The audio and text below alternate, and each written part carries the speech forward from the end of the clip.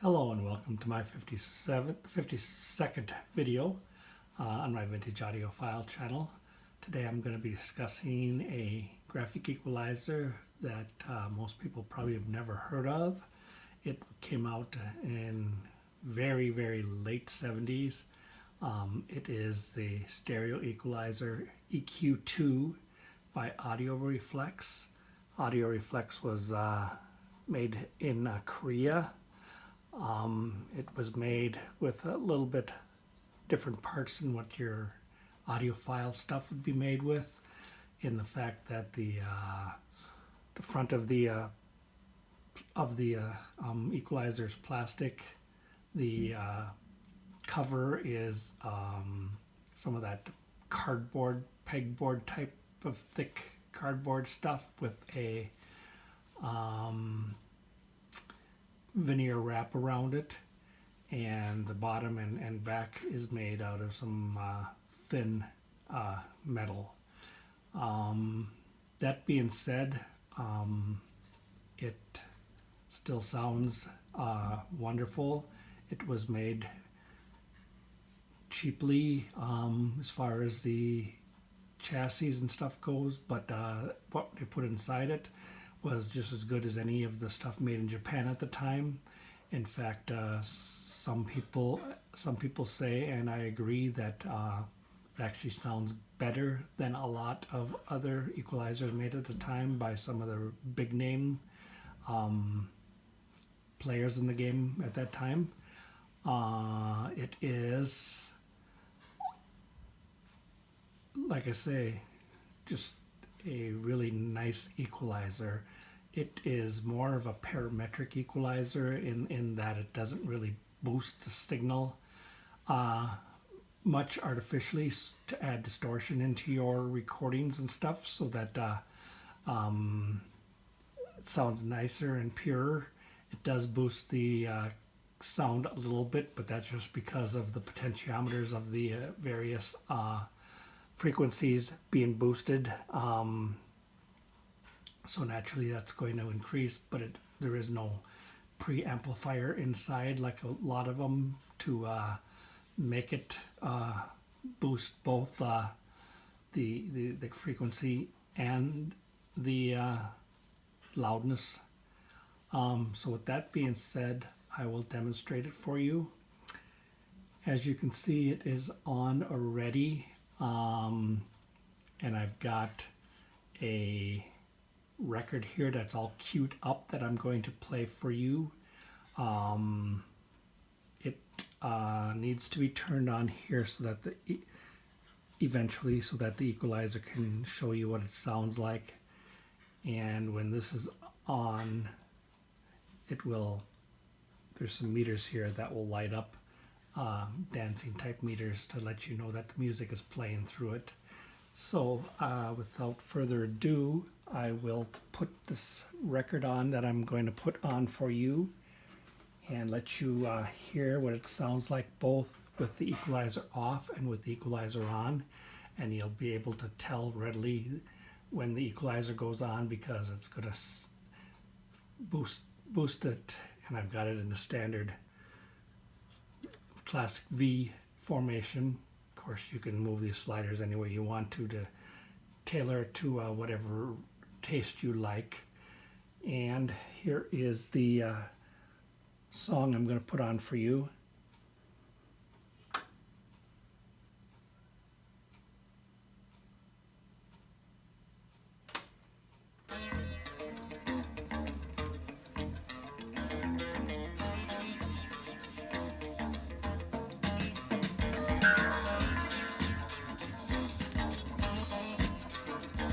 You can tell it sounds pretty good already with the equipment I'm using. Now I'm going to turn on the equalizer itself and let you hear what it sounds like with equalizer on.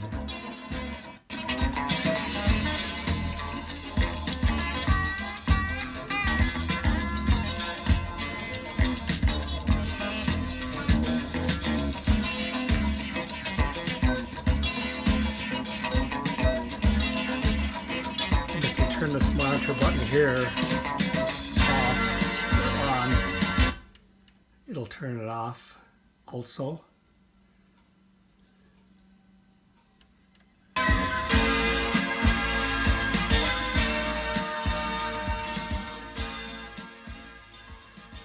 does have a low filter over here, which you can turn off or on.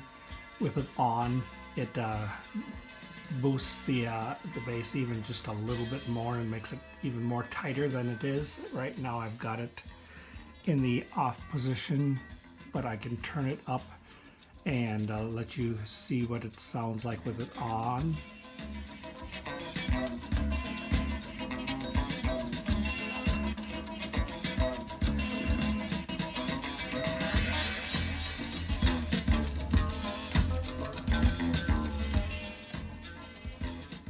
It doesn't do much for the rest of the frequencies, but it does tighten up the bass even more, which is a nice thing if you like your bass low. And as you can see, it works just fine for something that is over 40 years old. That is my demonstration with the record player. Now I'm going to demonstrate a CD so I can show you how that sounds. I will turn the EQ off for the moment so you can hear what it sounds like with it off.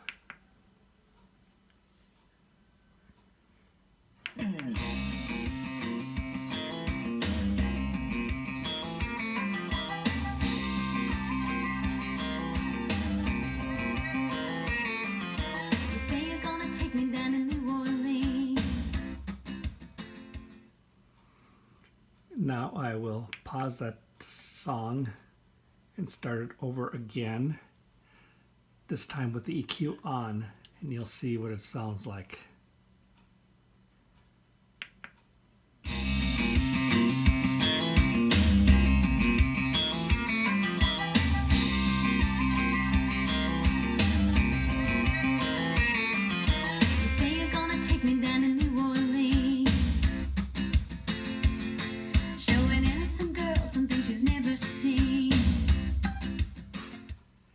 As you can see, it does definitely boost everything just the way you want it. And I like the classic V style. That's the style that I kind of got used to, and that's what I like to use it as. But like I say, you can boost or cut anything you want. If you like the rest of the frequencies and you just want a little bit more bass, you can just put everything flat and just do these first three here, which are the bass frequencies, and boost them up. You can do whatever you want with an equalizer. If you've got a room that's hard to tame, because things are bouncing off the walls or whatever, it's almost imperative to have an equalizer. Some people, some true quote-unquote audiophiles will never use an equalizer because they say it messes with the way the producers who produced the recording intended it to sound. But in my personal opinion, it's nice to have the producers produce a sound, but I also like to listen to it the way I want to listen to it, and so I do use an equalizer. And I have no complaints about using this one. This is a really nice equalizer. If you can find one, don't hesitate to buy one. They are kind of hard to find because they weren't a big selling brand. Some people even say that they were in the mid to late 70s, were sold by Sears. I'm not sure about that, but they definitely are good. They also made tuners and receivers and cassette decks and turntables, and I've seen some of their, I don't have any of their other stuff, but I have seen some of the stuff online, and they have some turntables that are really nice looking, but I'm sure they're hard as heck to find. Like I say, nobody really knew who this brand was, so they kind of steered away from it, and people that did buy them eventually got rid of them when they broke, and it's pretty hard to find them these days, so they are kind of rare. But if you do find Audio Reflex, don't hesitate to buy anything from them, because it seems like they knew what they were doing.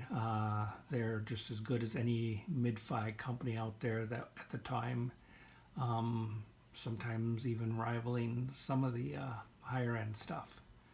So, and that's my video for today. Hope you enjoyed it. Hope there was enough information in here for you to make an informed decision on having one of these if you ever come across one. And you won't be disappointed with them. They did make, as far as I know, 3 different equalizers, the EQ-1, EQ-2, and EQ-3 in succession.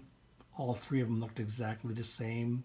The EQ-1 usually comes in silver.